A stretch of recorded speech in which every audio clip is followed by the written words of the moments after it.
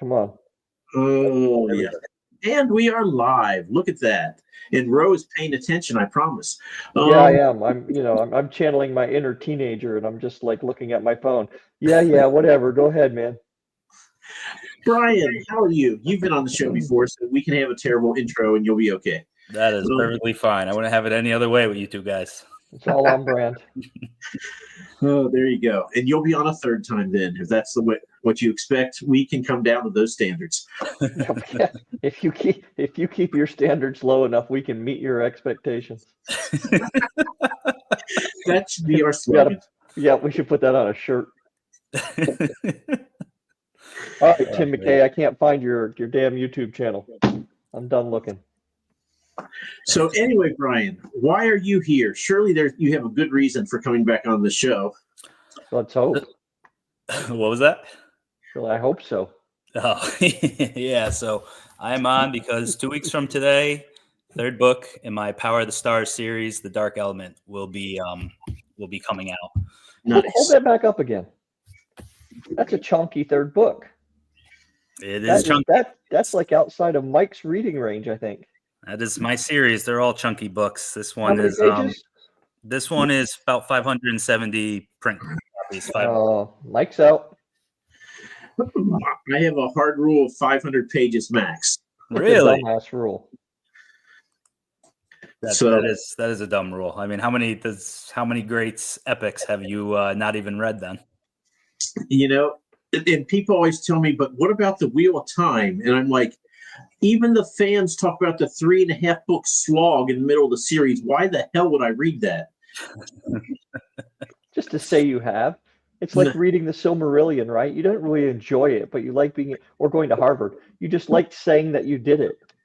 Well, also because some of the other books they're that worth it. I'll have to wait till the audio comes out. Don't listen to Joe here. He doesn't know what he's talking about. I think I read Wheel of Time back in the day, and I remember kind of liking it. And I don't dislike the series on Netflix or whatever. So, yeah, Bo, you're right. It is definitely my favorite book series. So probably just the point of my life that I favorite book series. Oh yeah, yep. Yeah, that might be a little excessive. I don't know. It just hit me right in that right time of life. So I have a you can like driving a Volkswagen Bug from the 70s, right? Because it's kind of fun and it's different and whatever, but it can't be your favorite car. Listen, Wheel of Time is a lot of people's favorite series. So are you watching the show? I have watched the show. I'm not that big of a fan of it, to be honest with you. It's because it's not really the series. It's just kind of fan fiction of the actual books. So it's a little tough to watch. Oh, Bryan, don't tell me you like Red Rising. I love Red Rising. I hate Well, that. let me say, I like the original trilogy. The first book, I'm not in love with the first book. I really, really like Golden Sun and Morning Star. The following trilogy, I enjoy. I'm not that blown away. I really like Lightbringer, but that's the only one of the following. That's what I've heard. I read like 100 pages of Red Rising, and I'm like, why am I reading this? I hate it.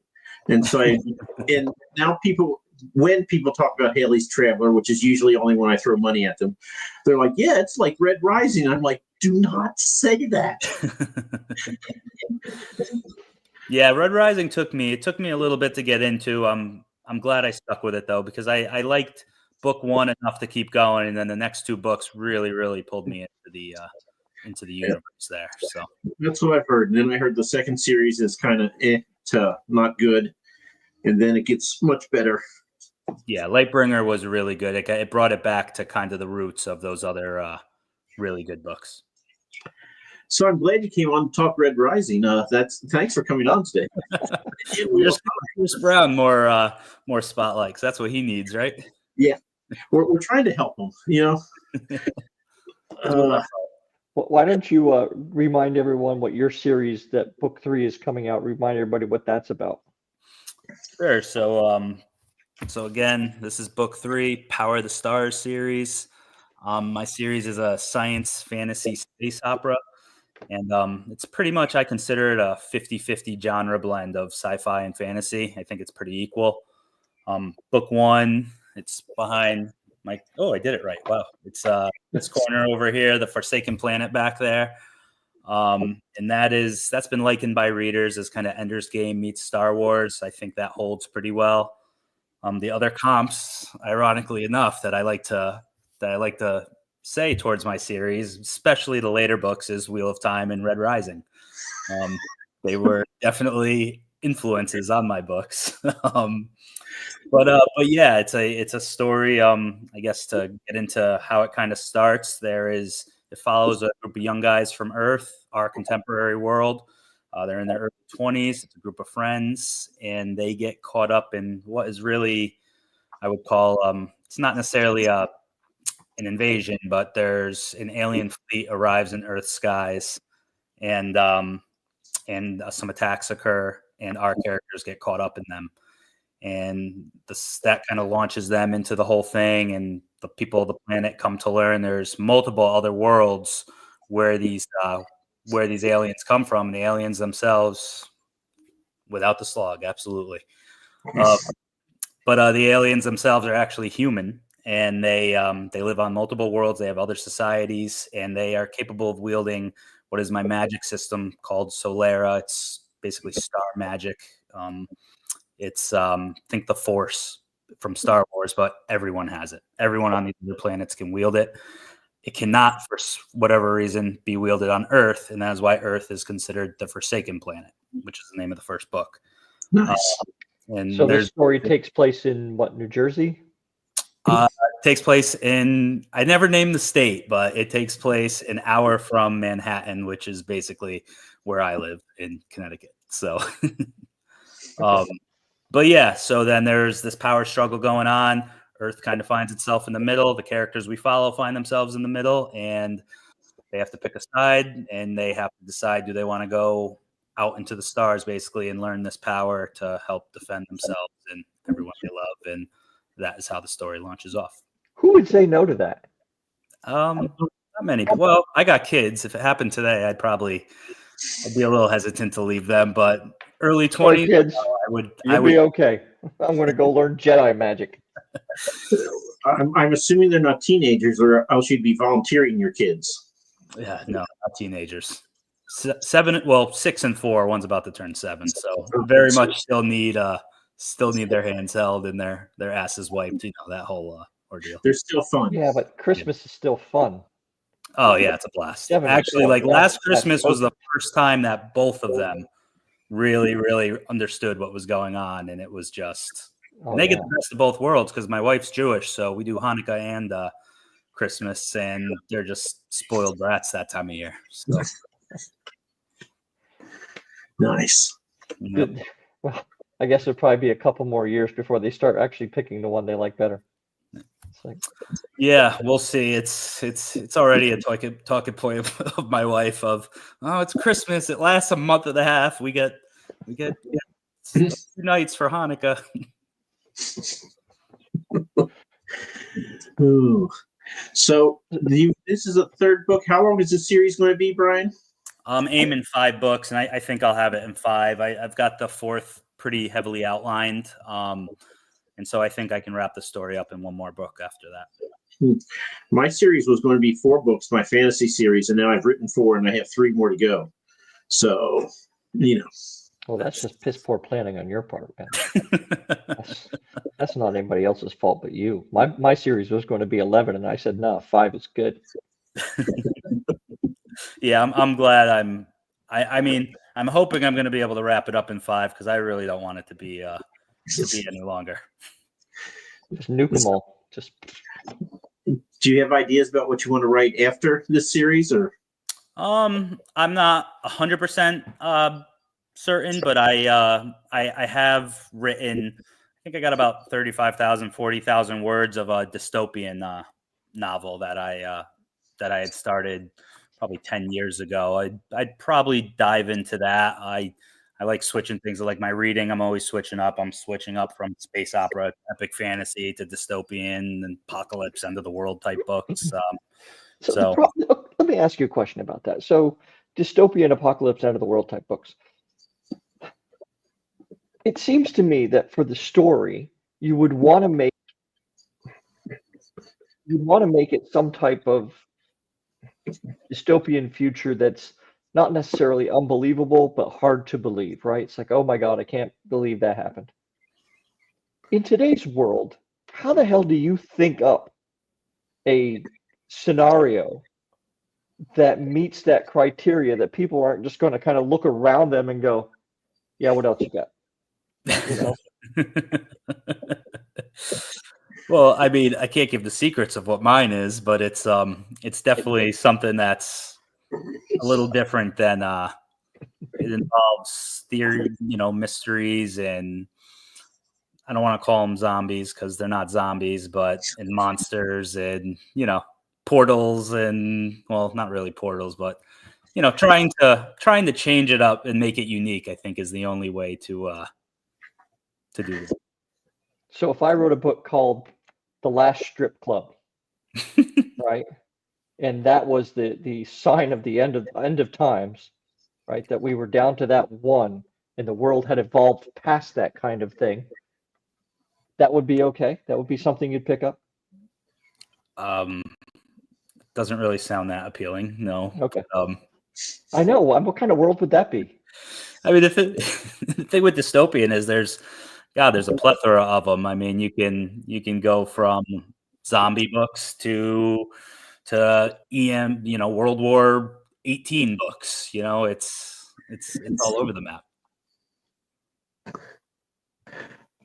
I was going to say for Rose scenario there, just have me on the cover in a thong. Oh, but that'd be truly terrific. Oh, I need to go wash my eyes out with acid. Oh, there you go. Why would you do that? Anyway, Jeez. so tell us about your main character and their friends, or this group of guys. It's guys and girls. Yeah, well, so it starts off, it's a group of guys, group of friends. As I said before, they're all in their early 20s, but they're in many ways at the start of the story, they're like kids still because, they're young adults, but most of them still live home.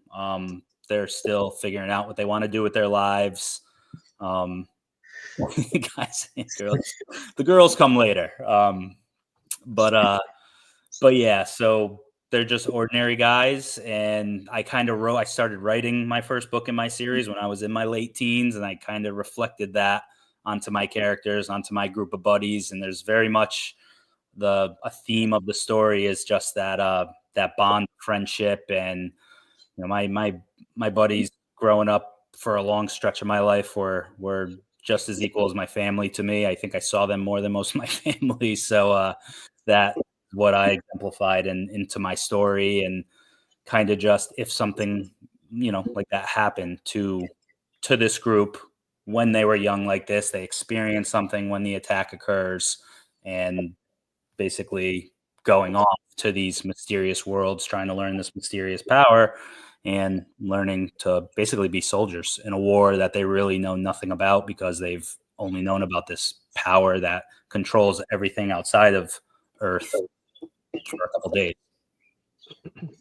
So did you get bogged down in the sci-fi tropes of it all? Because I mean, if they had to go somewhere else to learn this, obviously they were in, I don't know. There's like a battle school. There's actually like two different school settings for mine. There's kind of the setting where they learn the power, learn what it is, how to use it, and then there's later it's like a boot camp, almost like setting to train under. It's definitely, my first book is definitely more training heavy. You got to be a fan of that, I think, to fully enjoy it. There are some who aren't necessarily fans of that, who have read it and been happy that they got to the end of it because things really kick off during the climax. You got to have the training montage scene. I mean, you just No, 100%. I hate books that I read and it's like the guy goes off to learn this power he knows nothing about, and 2 chapters later he's a professional with it. So for me it was very important to make it an in-depth process. I think it'll make more sense because my later books, book 2 and 3, are action-packed. It starts at the beginning of each book and it never stops. Well, it stops, but there's segments that go straight through the book, and I want it believable that these young nobodies from Earth went off to these other worlds, and I want it believable that they're traveling the stars and not just doing that, but are capable of defending themselves through the trials and conflicts that they're put through later in the series. And there was a lot of, a big theme of my series, again, to go along with that brotherhood of kind of friendship and all that, is also the bonds and camaraderie that forms during training. My favorite TV series ever is Band of Brothers. And so, that's a great series. Yeah, it was just very important to me to establish those roots in book 1 of that brotherhood that forms between, and there's women who join the boot camp because anyone can wield. It's a woman and men learning to fight, but all of them coming together and growing those bonds and joining and forming that camaraderie that becomes such a major element later on in the series, especially book 3, where the stakes just get risen so much. We're talking wars and battles that scale entire planets. So it all comes together in the later installments of why I think you'll understand more why I put so much of an emphasis on that in book 1. Do you manage to keep the kind of foundation of their friendship growing up together through that? 100%. That's a theme I want to make probably one of the most major elements of my story. It's definitely a building block, and it's definitely a foundation and a crutch I also lean on, just because that you had so much in that first book, what these guys mean to each other.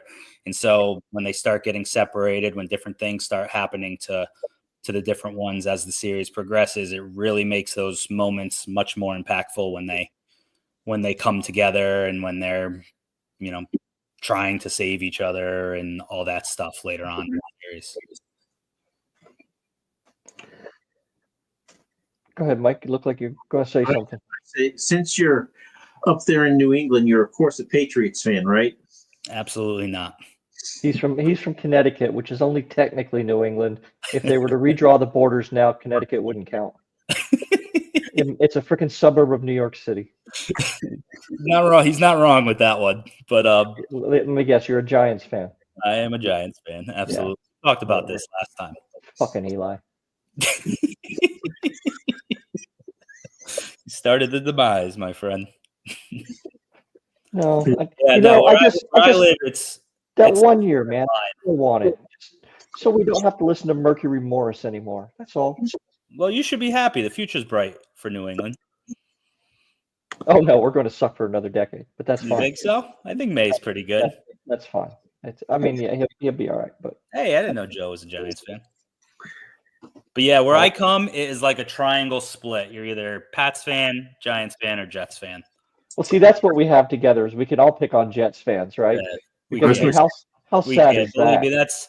It's very fun for me, and my group of friends is like we're actually oddballs because we have 3 of us who are Giants fans. One guy's a Jets fan. We bust his chops incessantly, and then I got like random Niners fans, Vikings fans. I don't even know how that came about with those other ones. I know this is totally off books, and for anybody who's watching this show wanting to hear about books and Bryan's books in particular, sorry, you're gonna have to just wait. I love talking sports. I was just the last stream I was on. We were just talking about how there's like no one else in the or there's very few in the indie bubble, especially to talk about football, and that's a big part of my life. So I will give it to a Jets fan for being a Jets fan, right? Because I mean that's like being a Browns fan. It is. You got to give them props. If you Google Factory of Sadness, it brings up the Cleveland Browns Stadium. Right. And the Jets are not far behind. No. And I can't talk much because sadly for the past however many years, the Giants haven't been much better than the Jets. So I'm hoping that's going to turn around soon, but I don't know. We'll see. What do you got to add there, Mike? I was just going to say, I used to be a Dolphins fan until Ricky Williams got a second lifetime ban, and then I just gave up on the NFL. Ricky Williams. That's a blast from the past right there. Yeah, right. And then I'll give up my whole draft for this guy. Okay. So, yeah. people watching this now who don't watch sports are like, what the hell are you talking about? Go look it up. Well, especially not even just watch sports. We're talking 20 years ago now. Yeah. It's been a fair bit of time. It all goes by so fast. I mean, even Eli beating Brady the first time was 2007? Yeah. 2008. Almost 20 years on that. Yeah, that's nuts. So my brother, you think he should be in the Hall? No. I do. Eli, I mean, really? obviously biased. Based on two games? Two-time Super Bowl MVP. How are you not putting him He's in? a 500 quarterback. He played on some bad teams, though, and he took some not great teams to the – well, they were great, but he took – there are other quarterbacks who would not have taken those teams to the Super Bowl and made the runs that they did, so that are in the Hall of Fame. If it's a slow year, I guess. You got to account for clutchness in sports. And the dude caught it on his head. What'd you say? I said the guy caught the ball on his freaking head. Well, hey, he broke the sack and made the throw. You throw that up 1,000 times, he misses it 999 of them. Hey, Eli still broke the sack and made the throw, so yeah, that's all you can do as the quarterback. I've watched it too many times to think of. I could tell it's definitely a tough point with you. I gotta go to bed. Good night, guys. Fuck this. Tim McKay, we were talking about your show, All Caps, which we couldn't find because you named it All Caps. And if you go to YouTube looking for All Caps, did you spell it different or something, Tim? What the hell? That's right, Bo. That's right. So, yeah, we normally attack our guests as soon as they come on and announce themselves. That's right. How dare you show up in our chat stream and say hi? Yeah, Bo, I know a catch is a catch. I'm not denying that he caught the ball. I didn't say it wasn't a catch. I just said it was. Well, you're implying that there was, it shouldn't have happened or something like that. And the gods of luck looked down and said, "Yeah, why not?" Okay. We don't want him to be all alone at the Manning table without a Super Bowl.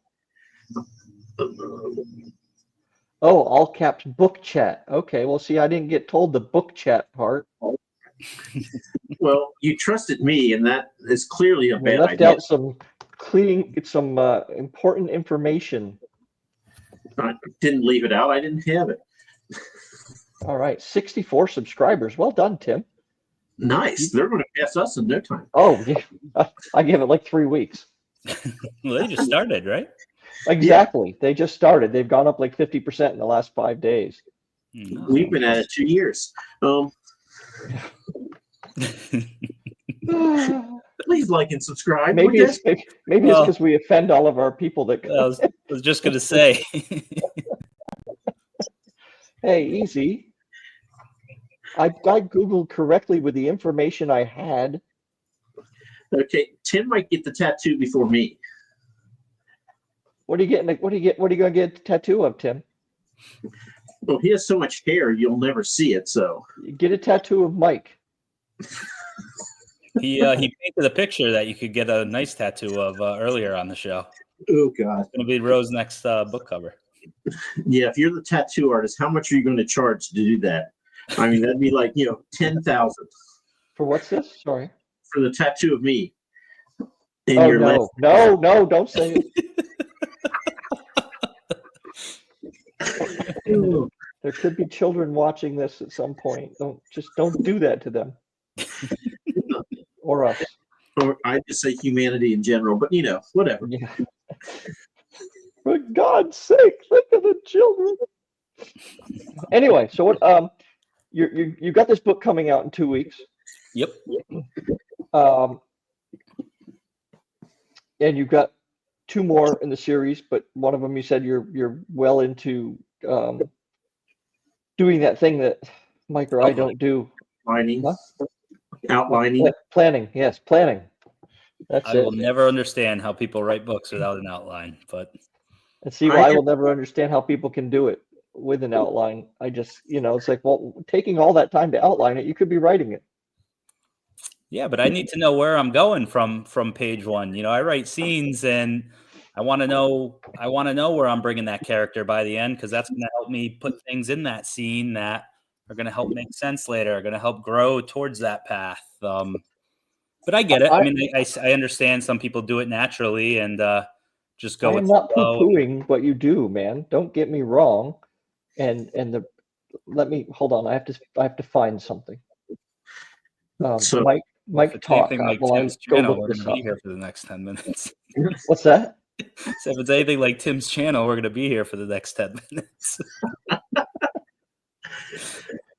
So the next series you're going to write, is it going to be more sci-fi, more fantasy, or is it going to be straight down the middle? Like, thank you for reading. I'm sorry. What was the question?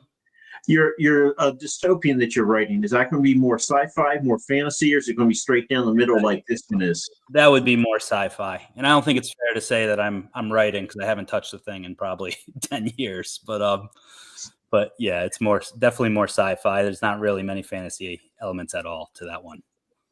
And when you write sci-fi, are you like me, trying to make it as hard as possible on yourself, and you have to get everything scientifically correct, or can you?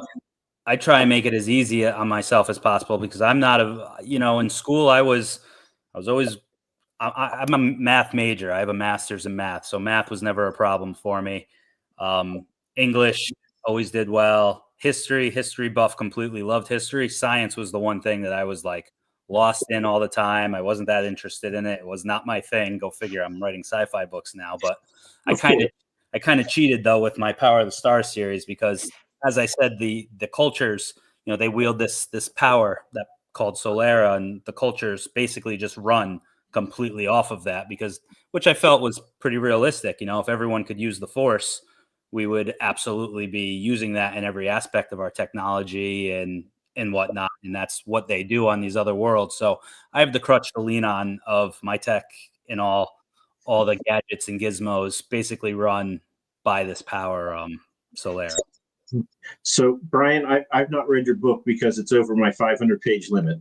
So I have to ask, in your world where everyone has essentially Solera, the Force, are they lame-ass people like in Harry Potter, and they do the stupidest things with their magic, or do they actually do real exciting things? I like to think they do real exciting things, but they also do.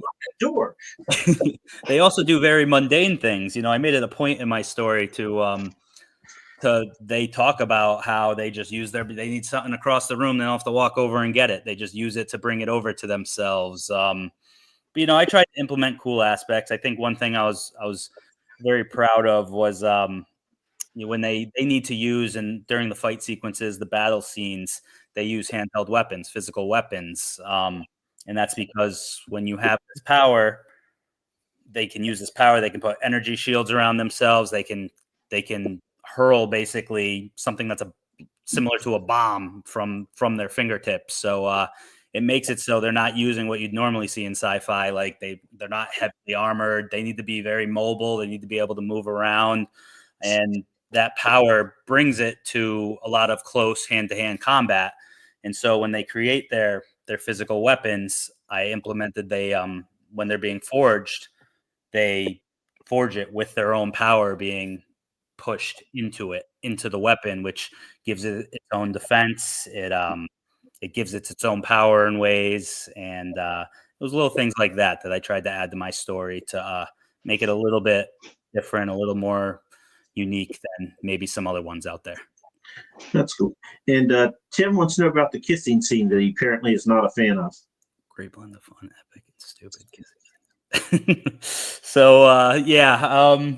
Well, he's got to read my later ones. I think my romance gets a little bit better in those ones, but it was definitely meant to be a little corny. The characters are meant to be younger in the first book, because they're meant to grow and mature with the story itself. So yeah. So you can tell Tim's Canadian because he has to immediately come back and say he likes it. I'm sorry. What was the other question? I missed that. I've got it here for you. 100%. These guys busted my chops about it in the beginning of the stream, but no. Yes. We did not. Mike might have. Yeah, that's a good point. Yeah, not we, just me. Wheel of Time was a major influence. And I think, you had said you read The Forsaken Planet. When you get later in the series, you're going to see much more elements of that, especially book 2, the lore and kind of the world building opens up to an area that gets much more Wheel of Time-ish, I would say.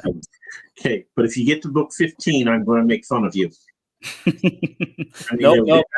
Hey, listen, I don't argue it one bit. There's definitely the slog in Wheel of Time, and it definitely could have been condensed down to a lesser book series, but I still love it. It's still my favorite. If you're writing book 15, it means people are reading them, and there is a call for book 15, in which case I tip my hat to you, sir, and good for you. Yeah, right? And if you're writing book 15, that means you will have been on our show 14 times. Nice. And if you are writing something that is, quote, a slog, and people are continuing to read it and making fun of you someday on a YouTube channel, even better. Wheel of Time, it has the slog, but people were still reading. That doesn't come till like books 8 through 10, so he kind of cheated people there. But you know, the first 6, the first 2. When I reread them, I reread the whole series probably a couple of years ago, I want to say, and the first 2 definitely didn't hit much as they did when I read them my late teens. I was going to say before when you're talking about all the books, I said, is Joe still in here? Because he's going to be the one talking about book 15, 20 years from now when we're all here with canes. But anyway. It's the same type of thing. Go ahead. I'm sure, George R.R. Martin is sitting around just laughing in his big Scrooge McDuck pile of money every time somebody says something about him not finishing his series. He's just like, I don't care. Well, listen, that's 10 times worse than having a slog in the middle of your books. At least Jordan came out and wrote something. It might have been. I mean, there didn't need to be a lot of character development, did there? Because all his people were very disposable. Oh, are you talking about Game of Thrones? Yeah. Oh, yeah. Well, I think Martin completely lost the plot by like book 5 wasn't a good book in my opinion. Book 4 was good, but he started kind of going a little too far, and I really think he lost the plot. And I think, especially after the show aired, what were going to be his big moments at the end, I think he just said, "Screw it, I don't need to do this." I don't need the money. Oh, that's tough, Joe. Come on. Rest in peace, good sir. Let's give it to Brandon Sanderson though, because I'm actually not a huge Brandon Sanderson fan, but he actually killed it with finishing the Wheel of Time series. That's what I've heard. I'll never know, but I'll trust everyone's word at it. You barely can tell the difference, so he did a very good job with that. So we need to have Joe on again so I can ask him, is he trying to outdo Jim Butcher in the Dresden Files and seeing what series can have the most books?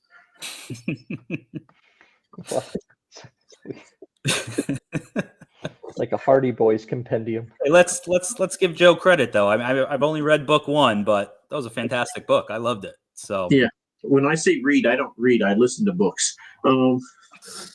But there you go. Match him in sales too, Joe. Then you can come on anytime you want. Yeah, match him in sales. He'll be coming on this show. That's gonna happen. Ooh.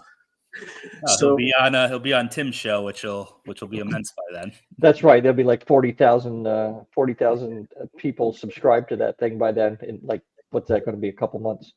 Yeah. He'll hit on that one little uniquely Canadian thing, and all the Timbits will be there. Is that what you're going to call your fans, Tim? Is Timbits? The poutine posse? No. Nice. Anyway. Great idea. Yeah, we have them. We can't do them for ourselves, but we have them for other people. We're here for you. So I don't know. Can we tell people, Mike? Sure. What are we telling them? About Tim. Oh, yeah. Okay, go ahead. So later this month, on Memorial Day for us Americans, the 26th, we're going to do a joint show with all caps, and all dozens of our fans will be on there to watch us. Well, I mean, Tim will be there. So. I mean, they will have surpassed us by then with more people subscribing. That's right. So you can watch the All Caps gang and Mike and I basically talk to each other about. We don't even know yet, do we? Is No. there like any plan for this, or are we just kind of going into this thing like we normally do? I would say make up some questions as if it's Hollywood Squares, and let's just see what happens. They don't know what Hollywood Squares is, I bet. No, I'm sure they don't. Yeah. Look it up. It was pre-internet. So what else is going on with you, Bryan?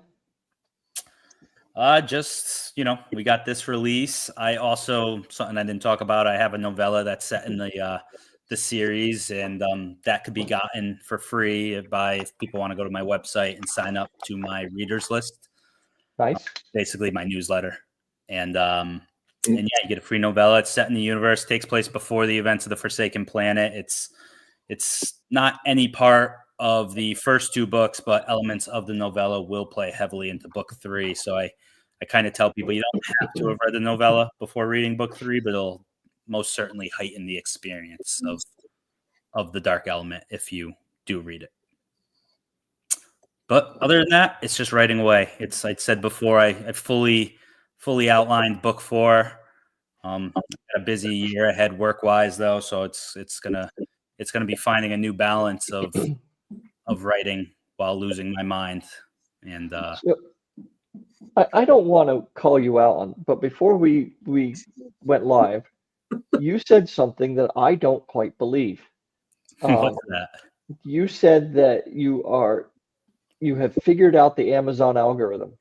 Oh, I did not say I figured out the Amazon algorithm. I said I know much more now than I did during my. I could have sworn you said the words "figured out" because I remember thinking that was you didn't. The stupidest thing I said in quite some time. But yeah, no, I know a lot more now. Was the point I was trying to make? And in context, I was saying I'm excited. I'm keen for down the road to release a different series, just because once the first book in a series is out, if the algorithm kind of thinks one thing about book 1, it's not going to push the later books in that series. So I'm keen just knowing more what I do now about keywords, how that all works, about trying to stay a certain level in the ranks for a certain amount of time. It's very important when you release a first in a series to try and have a game plan going into it to really keep it so your book is selling for at least a few months and staying within a certain rank for those few months. That is not easy to do. I probably still wouldn't be able to do it, but I wish I at least had known that back then to give my book more of a shot to, I was kind of just throwing everything at the wall right when the book came out. And really you want to try and form a game plan to spread those sales out a little bit to the best of your ability. So what would you say to someone who is going to possibly have a first in series book coming out later in the fall? Let's just say, for instance, or the summer. What? Or the summer. Or the summer. What would you say to those old fat white men? Well, I would say definitely figure out what your genre is and make sure you pick the right categories, you pick the right keywords for it. Those are very important because it's going to be who Amazon shows your book to. When they have nothing to go by, that is a big influence of what they go by. They're also going to go by who the first people who buy your books are. So another thing I think that went bad for me was when I have family and friends who aren't big time readers. When the Forsaken Planet came out, they all stormed the Amazon page and bought my book. And that is teaching just all the wrong sorts of things to the Amazon algorithm. I would say tell your family, tell your friends if they're not already reading the type of books that you're going to be releasing. I feel confident enough. This is in my thing, so this could all be bullshit. I don't know, but we'll see. I think it's the right stuff though. But yeah, I would say tell your friends, family, if they're not the ones who normally read books like this, hold off a little bit in buying it because you want those first sales to come from the people who who read that stuff. And honestly, some people don't like to hear it. I would say jump heavy on ads. That's going to be your way to try and you're going to probably lose money, but that's going to be your way to try and extend the sales of it. And then the loss of money. you can try and get a BookBub deal. Those are hard to do. I'm actually really excited because I have my first one that's going. I got a feature deal and it's going next week. That is my plan. You kind of buried the lead there. Then we're 40 minutes into this, and you're just telling us this now. So what book do you have a BookBub deal with? For The Forsaken Planet.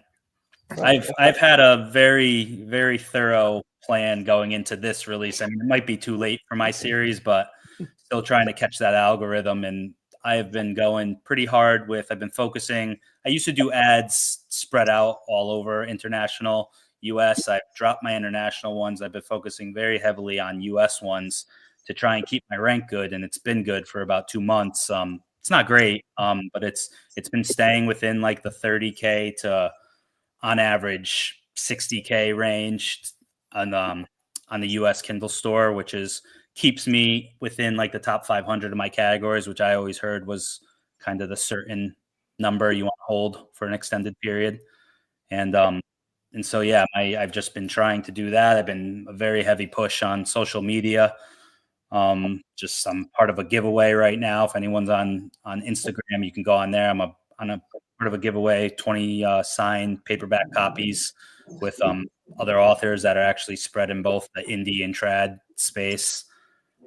Just doing a lot on there. I'm trying and failing on TikTok to get the word out in there. I just feel like, I'm the old man, the GIF where he's like, "Hello, fellow kids," and he's got the skateboard and he's 50 years old. You've seen my TikTok. That's embarrassing. Well, on TikTok, and that's the one place I never really tried leading into before a couple months ago. And honestly, it's probably the biggest platform for indie authors to try and gain a following and to gain sales from, because there is a massive, massive book community there and a massive book community that wants to help indie authors as well. So I'm leading all this into, I'm hoping, my BookBub deal, and then I'm still going to push the ads hard afterwards and just hope I can kind of keep them. Hoping my release will also add my last release, I got a good month and a half out of pretty steady sales. So I'm hoping this one, if it gives me a couple months, there's 4 months right there. And if I catch something, maybe I'll finally catch the algorithm for once. But if not, then we'll see. So in your planning then, do you have a plan for when this all takes off and you can quit your day job and you can just become a writer? Just put that on your business card. I can't think that far ahead. I got 2 young kids at home, so I can't have those pipe dreams, You need the health insurance. All right. Yeah. Exactly. So Bryan, we have some people who are actually interested in your work and they want to ask you questions. So Grant here has another question for you. It's not us. So I actually, believe it or not, I've never read Starship Troopers. I saw the movie way back when. I wouldn't say it was necessarily, it's an influence in the sense of it's definitely a movie that got me into sci-fi when I was younger and made me like sci-fi, but I didn't necessarily consider anything Starship Troopers when I was writing my book. With that said, you are not the only person to say that. I've had multiple people come back and relate specifically The Forsaken Planet to Starship Troopers. Well, I mean, they didn't do it in a negative way, right? No. I enjoyed the movie very much. I never actually read the book, so it's not something that was necessarily an influence on my writing. It's not something I was thinking about when I was writing. There are quite a few movies, and I'm sure even more books that are kind of like that. Just like there was about 10, 12 years ago, there were several movies that were very similar. 2012 was one of them. And then there was another one that kind of, end of Earth, Mayan calendar kind of nonsense. So it didn't make anyone, I think, enjoy them any less. And if you look at other genres where so many of the books are, I don't want to say they're the same with the names changed, but, they're very similar in tone and structure and everything else. John And listen, movies are definitely influences. I mean, I consider my work, my series is really just, it's all my influences growing up from really, I was a 90s kid, and I was just a kid who had a love for epic fantasy, but was also obsessed with science fiction, specifically space, anything space related, not even just books, video games, all the sorts of stuff. And so I kind of looked at like all the epic fantasy worlds I loved, and I always said, maybe these worlds are out there in the stars somewhere. We got this grand universe and we know very little about it. And so I was always just keen to write a story that was basically epic fantasy set in space. And that was my aim with this. And I have influences such as I said, Ender's Game, Star Wars, the Halo games growing up were an influence for me. Red Rising, I have a little bit of that, more so in my later books. Wheel of Time was definitely a huge influence, and just a lot of kind of all that stuff that I was into back then meshed together to form my own story. Band of Brothers too, another huge one that's a big time influence on my series. Band of Brothers is one of those things. If I'm flipping around the channels, as you know, guys are wont to do, I will stop every time. Every time. I've probably watched that 10 times. Easily. Oh, yeah. Beginning to end. Look at this. EL's not here, and we got other people stepping up and asking actual questions of our guests. Let me read it. Sorry, Brian. I'm curious about it. Having your own author Discord, how would you compare it to?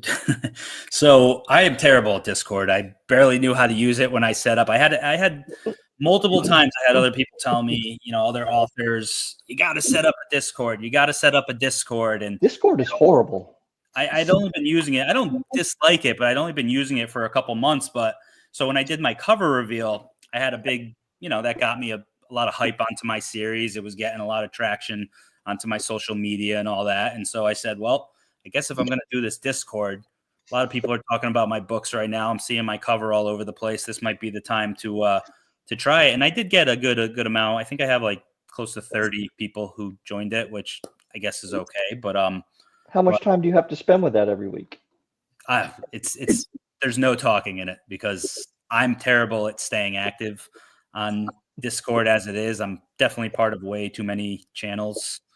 And so I think that thing's been dead for a couple of weeks now. I still invite people into it because I say, hey, if I go on one day and people are finally talking, I'll be active in it again. But I'm just so busy now with work outside of writing, especially the release right now. 2 young kids at home. It's hard to come up with stuff and try and force conversation. I hope one day to get a natural audience in there that just takes its own conversation, but we'll see. If anyone's read the books and wants to join it. Start talking about them. Get it going. So Ryan has a question for you, and I have a follow-up to this after you answer his. Okay. It seems from outside perspective. Many other do you find it? I definitely find the teamwork helpful. I think it's helpful in the sense of, so a lot of the ones I've done, I have kind of been the showrunner on it. I've coordinated it. I've put the groups together, and I have really coordinated the graphics and coordinated the plan, the strategy. I kind of have like a template of what has really worked a couple times for me of, having 10 people, 2 or 3 of us posting each day. It goes like a week and it keeps through that week or 10 days. We have a certain number of people posting. And that has, it's helped in a sense that it's gotten, I run my newsletter each time. It gets us usually a couple hundred newsletter subscribers. It also gets some of these giveaways. The people who have won and gotten my book have been some of the greatest supporters of it after and have showcased it on things like Instagram, Bookstagram. But the biggest plus that comes from it, with me having put them together was I think the authors that were a part of it were pretty grateful, and it helped me build a bond with a lot of these authors, which that's a big part of the indie community. And being an indie author, you learn, all that stuff I was talking about with Amazon and all that. I learned the majority of it by talking to other indie authors and people who have been at this longer and are a little more successful per se. And that's how. That's the greatest thing I think you could do as an indie author is just build that community that you can rely on each other. I'm in that group of Break-Ins authors, and we it's just a crutch to lean on if I forget about, with my release coming up. Oh, I forget? Do I have to do this on the KDP dashboard before release, or can I do it how many days in advance? Blah, blah, blah. Just those little intricacies and stuff like that.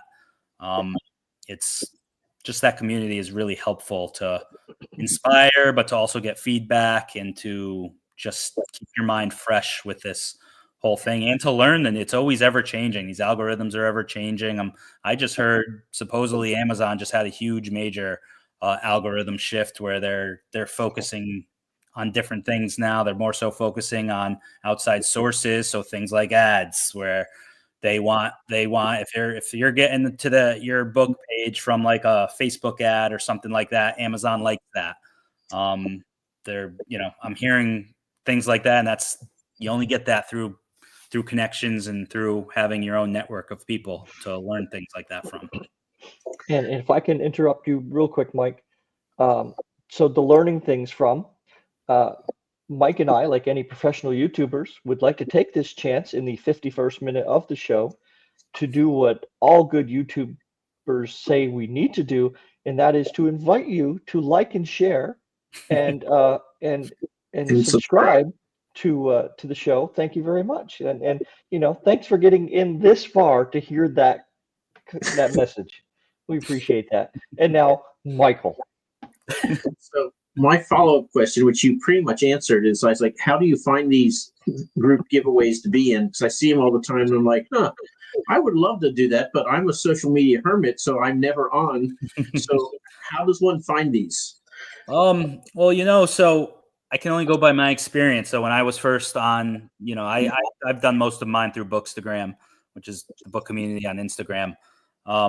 When I was first on there, I kept seeing them all over the place. I kept seeing them get huge. They're getting hundreds of comments. They're getting a few hundred likes. Like, I obviously knew they do pretty good for some of the authors. And I was the same. I was like, how do I get in one of these? And so really it was when I made friends with Sam Paisley, who is another author. He wrote The Elements of Time.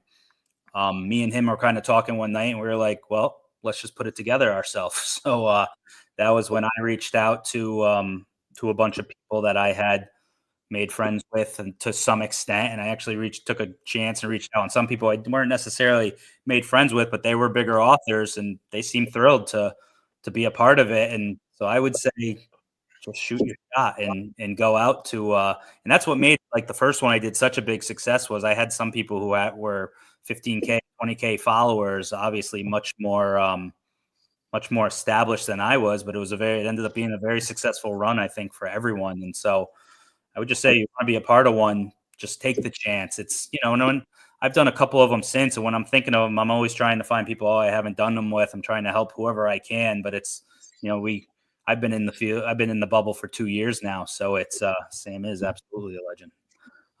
But I've been in the bubble for 2 years now. So I formed so many different relationships. It's hard to do it with everyone. And eventually, after I did enough of them and I grew my name, that helped grow my name on Bookstagram. And once I had my name, now I have, like, the one I'm a part of now kind of was brought more so to me. So that happens down the road. But that's, it happened. It's you do enough of them, then your name starts getting bigger, and then people start coming to you for these sorts of things. You got to start somewhere, and once you start, then the snowball keeps rolling and grows bigger. Okay. So, but if you need someone, keep me in mind. I absolutely will. Let's see. So, he's okay, but he's not here, so we can't keep talking him up like this. Yeah, if he can't even show up and like and subscribe, then why do we care? I mean, we talk trash if he showed up. We're happy to insult anybody who's actually here for it. Yeah. And we don't even charge. It's a service. It's all community. So, Ro, do we have time to do the Bald Dome? Have you ever done that, Brian? I'm sorry, what was it called? Bald Dome? He has not. I don't think so, no. Okay. Yeah, well, I guess we'll spare him the stupid questions that we ask everybody else. I'm game for it if you guys are, but I know you want to end this. Okay, well, Bo has a serious question while I get my dice out. So, Bo has a serious question. All right. So I actually don't. I guess it depends what you're going for. So the very first one I did, which was probably one of my most successful ones, we were actually a mix of sci-fi and fantasy authors, and I felt like part of why it did so well is because we were such different books that it brought in the audience overall. Because what you do is you're sharing these, each of you are sharing these to all your audiences. So I felt like, when you just if especially us sci-fi people in the indie sphere, it's not nearly as large as right. the fantasy realm. So, I've done others with it that are just sci-fi books. We're all already kind of being followed by the same people, or we're following the same people. Joe was part of one of the giveaways we did. But so actually the one I did with him, I think, was all sci-fi books, and that one did really well too, but not as well as the one I keep talking about. But when it's all sci-fi like that, especially in a sphere like Bookstagram, you're not reaching as broad of an audience, just because we're already following those people. They're already, many of them, following us. But whereas where you split the books up and you're getting more into the one I'm doing now is very interesting, because it's actually with a ton of Amber Toro. She wrote Umbra. She's the one who put it together, and she put it together with a lot of kind of the romantasy and the sci-fi space fan romance crowd. So it's definitely bringing a lot of people to my page. I don't know if they're necessarily people that are going to read my books, but it's bringing a lot of new traffic that wouldn't necessarily be there to my page. But yeah, I think having different genres, as long as they're somewhat relatable. Luckily, fantasy, sci-fi, you get a lot of crossover readers in that sense, able to work. It's got to make sense in that sort of way. But I think that is actually the best route to go, because I think it's going to give you the biggest audience of people who may not necessarily seen your work otherwise. Yeah. Okay, so Bryan, we need one of your characters. So the Bald Dome, basically, we want to know more about your characters. We don't want to have you give us spoilers, though. So we're going to take one of your characters. They're going to be transported to some new place that they've never seen before. Okay. The rules of your world still hold sway. And then they will face an adversary, and they may have some dubious things to help them. So I'm going to roll a bunch of dice, and I will set the scene for you. He's going to roll a bunch of dice, and they're all going to suck. Who is the character who is going to go into the Bald Dome? I mean, I guess I got to go with my main character, right? My boy Colton. Colton, okay. Colton has been transported to an abandoned stone fort on a windswept cliff overlooking the sea. Okay. He has what is your favorite color, Bryan? Green. He has a green fizzy potion in an Erlenmeyer flask. It is 100% effective in what it does, but you have no idea what it is that it actually does. Okay. So now you get a choice. He can have a common item, or he can have a weapon. If he chooses a common item, he will face a common animal. If he chooses a weapon, he will face a fantasy creature. Then I'll set the scene, and you tell us how this ends. So does he want a common item, or does he want a... So for someone who plans their books meticulously, this is kind of like the third ring of hell. So we're asking you to make all this up off the top of your head. Whatever this outcome is. So you know what? We're not going to say what you have to do to. The situation has to end somehow. Okay, I'll take the common item. Okay, so instead of a mace, he gets a water skin filled with water. Okay. Whee! And now, so he does not have to face a frost giant. Instead, he faces a pack of 5 gray wolves.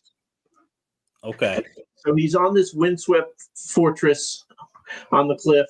He's looking for mushrooms that are growing in between the cracks because it's abandoned. He's not having any luck. He turns the corner, and lo and behold, there's 5 wolves. The alpha sees it, stands up, and immediately starts staring down Colton. Colton has his green fizzy potion of some use. Do I need to tell you the number, Rose, that I rolled, or are you picking one for me? I got one. Okay, Rose picked the potion. So I don't know what the potion does either. He has his water skin, and the alpha wolf has just growled at him. What happens next? What does Colton do? So I have all my universe's abilities at So his. Whatever is, what your rules still hold sway, but we can say this is on Earth if we have to. Okay. So I talked about my power. Solera is the magic system in mine. It's like the Force.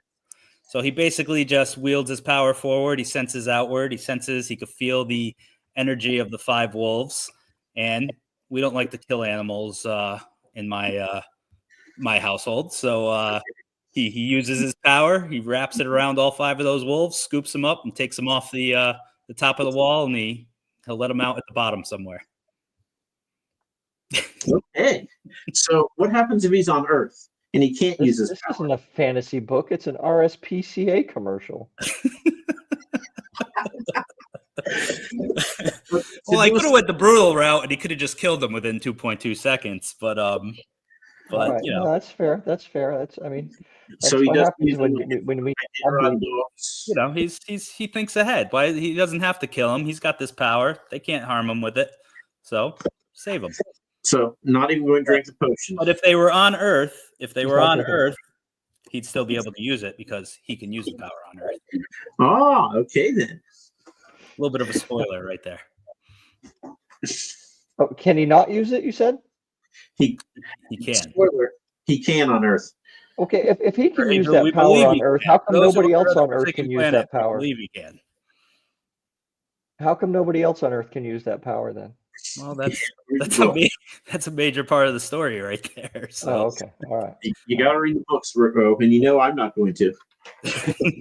Now, I will. One stipulation: if you do the audiobook, then as long as it's not 800 pages, I will listen to the audiobook. Oh, that is definitely ridiculous. That is a goal of mine. I just got to save up the $5,000 it's going to cost now that I have 3 books to transform them into audio. 5,000 for 3 books. What planet are you on? Yeah, I know. That's me hoping I can get a deal somewhere. That's been my plan for the long run. Wait till I have a bunch of them and then say, okay, if I throw 3 of them at you, I give you three books worth of work. What are you going to do for me? But Tim is doing his own audiobook now, so maybe you should talk to Tim. Oh, interesting. But if it's over 20 hours, I won't listen to it. It's too long. So, I have a audio. What else do you have to do? Wait, so you won't read a 500+ page book and you won't listen to an audiobook that's over. So you're just completely just cutting out a major section of all fiction literature. Right? Thank you. So my defense is I'm old. I don't know how much time I have left. Am I going to read a really long book and then decide I don't like it? Which is another reason why I DNF a lot. Well, you get 100 pages in or 200, and if you don't like it, you drop it. 200 in. Everyone around talks about Way of Kings. I got about 40% into that book, which is a behemoth book, and I just couldn't stand it. It wasn't for me. So I DNF'd. I read Mistborn, which was the last really long book that I read, and I feel no compulsion to read anything more in that series. I mean, it was fine, but at the end, I was like, he could have cut 400 pages and told just as good of a story, and it wouldn't have taken me 2 months. Yeah, I love what Sanderson did with Wheel of Time, but I'm not really a huge fan of his other work all that much. I read Mistborn too a long time. I think I liked it, but I read it so long ago. It had to be over 20 years ago. I remember enjoying it, but same thing, not really being blown away by it. Nothing I thought of much after. Yeah, I just remember Mistborn is like, I was like, oh my God, did he make a spreadsheet up for what this metal does this does metal? I was like, it's even a little too hard a magic system for me. And I like hard magic. And I was like, oh my God, I'm a chemist, no less. And I'm like, it's too much. It's too much. See, I would have thought that he would have had you at spreadsheet. I would have thought that you would have been all over that just because, you would have been fantasizing about this giant spreadsheet in your head while you were reading the story and thought, oh, this is wonderful. Spreadsheets are wonderful. And we've had like 5 or 6 accountants on, and I've heard at least 2 of them say that they really get to use their creativity when they make a new spreadsheet. And I'm like, I am here for you. I agree. So Yeah, so that's why I'm not reading long books, because I can always just play with Excel instead. 300 books a year, Graf. The hell you say? Wow, that is a lot. I'm lucky to get through 6 in a year. Yeah, yeah, exactly, right? Yeah. If you start writing, that'll go down by 100 times less, because you'll spend so much time avoiding writing, and then thinking about writing, making yourself feel guilty that you're not writing. That's a big part of a YouTube channel so you could have more excuses to not write. I'm not sure I could do 300 plus freaking comic books in a year. Gracious. That is definitely a big part of why I definitely don't read that much anymore, because all extra time goes into writing or editing, which, God, I hate editing. It takes me forever. Oh, I love editing. But yeah, you even had kids to give you another time. And you're married, you have a wife that you have to deal with. Yeah, I have to get creative in my excuses. Don't not have to deal with. She might be right watching. There, huh? She can hear you. Is she on the chat? No, I don't think so. Hi, Mrs. Wilson. How are you? I love my wife very much. Oh my God, 116 books already, Graf. What on earth? Don't forget, Brian, Mother's Day is coming up this weekend. I know.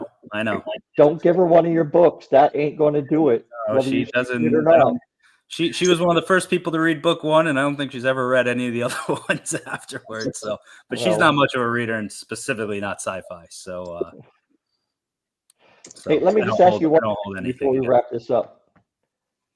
I will ask you one of our dumb questions before we say goodbye, and this is a good way to end it, I think.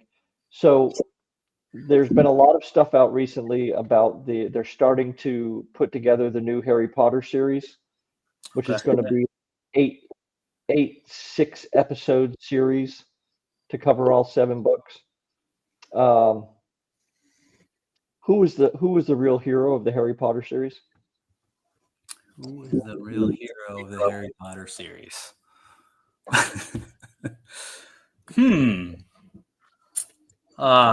I don't know. There's a few of them I feel like, but who do you think? Give us some.